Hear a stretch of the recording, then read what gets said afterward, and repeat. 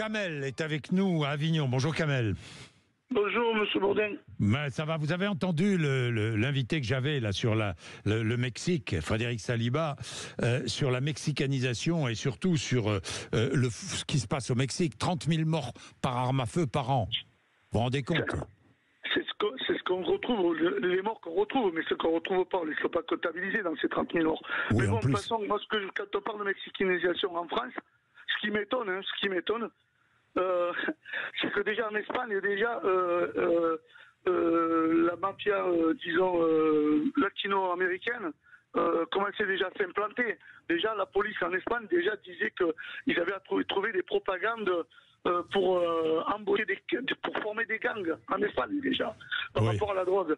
Donc, ce qui m'étonne, c'est que en sachant ça, déjà, ça fait longtemps que j'avais entendu cette histoire-là et que j'avais un peu regardé cette histoire-là. Ce qui m'étonne, c'est qu'en France aujourd'hui, on parle de mexicanisation. Oui. Excusez-moi, je suis un peu énervé. Oui. C'est nous prendre pour des cons. Voilà. Voilà, c'est tout ce que je peux vous dire. Augmentation des flux de marchandises, augmentation de la circulation des armes. Tout ça, c'est du blablabla. De toute façon, tout ce qu'on sait, c'est que par rapport à la drogue, quand on parle de drogue, on parle automatiquement dans son packaging, il y a des armes. C'est automatique. Oui. Ça, s'il y a de la drogue, il y a des armes. Ça, on va pas se le. Mais aujourd'hui, il y a urgence. Là, il y a des gens qui nous se montrent avec des cagoules et ils se présentent en tant que voilà.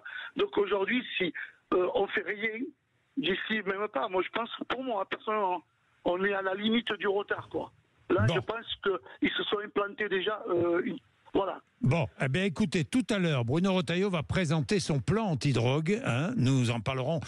Il sera demain à Marseille avec le ministre de la Justice. Nous allons parler de son plan antidrogue, évidemment. Il sera sur l'antenne de Sud Radio. C'est Sud Radio qui fait l'événement ce matin. Donc, le ministre de l'Intérieur, 8h30, 9h, ne le ratez pas. Merci. Romina est à Vic de Bigorre. C'est dans les Hautes-Pyrénées. Bonjour, Romina. Bonjour Jean-Jacques, bonjour. Merci vraiment d'être avec nous. Vous êtes délégué de parents d'élèves et tout à l'heure j'évoquais cette étude qui est parue hier soir. Les principaux de collège et les proviseurs de lycée sont de plus souvent confrontés à la colère, aux interventions et même à la violence de la part de certains parents d'élèves. Vous êtes délégué de parents d'élèves. Ça se dégrade, ces relations entre les directeurs d'établissement et les parents d'élèves? Alors ça se dégrade, je crois que c'est un constat qui est fait depuis quand même quelques années. Oui, si on remonte sur mais ça s'accélère là, dit-il. C'est sûr que ça s'accélère.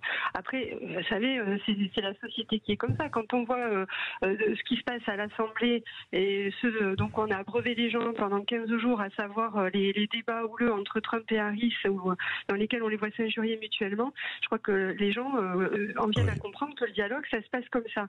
Et ça se passe comme ça partout, parce que ça se passe comme ça dans l'école, mais ça se passe comme ça pour les maires, avec les policiers, les infirmières. Oui. Et on est dans une société qui ne supporte plus la frustration.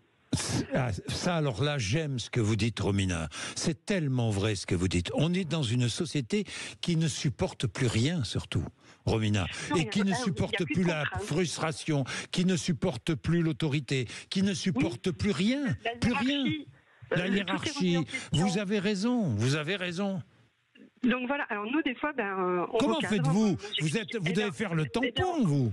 Voilà, moi je recadre, c'est-à-dire que je convoque, je fais des réunions, il y a un maire qui nous ouvre une salle et il jette le jus. Et allez, on y va. Et c'est vrai, on sent que les gens, en fait, n'arrivent pas même à comprendre eux-mêmes, à identifier des fois d'où vient cette colère, les insultes qu'ils jettent, pourquoi ils en ont après telle personne. Ils ne le savent même pas, ils ne l'identifient pas. Ils savent juste qu'ils ont ce fond en eux de colère, quoi.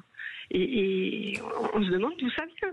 Oui, mais évidemment, Romina, évidemment, vous avez vu, et parfois, ça va jusqu'à la violence.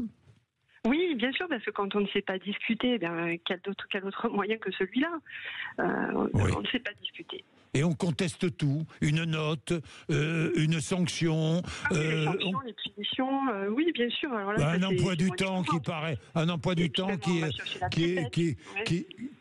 paraît désagréable aux parents. Voilà, donc on essaie de réexpliquer. Et puis, alors bien sûr, il y a des choses aussi qui sont peut-être à revoir. Oui. Mais je pense que ça peut se faire dans un autre climat que celui-là, effectivement. Merci beaucoup, Romina.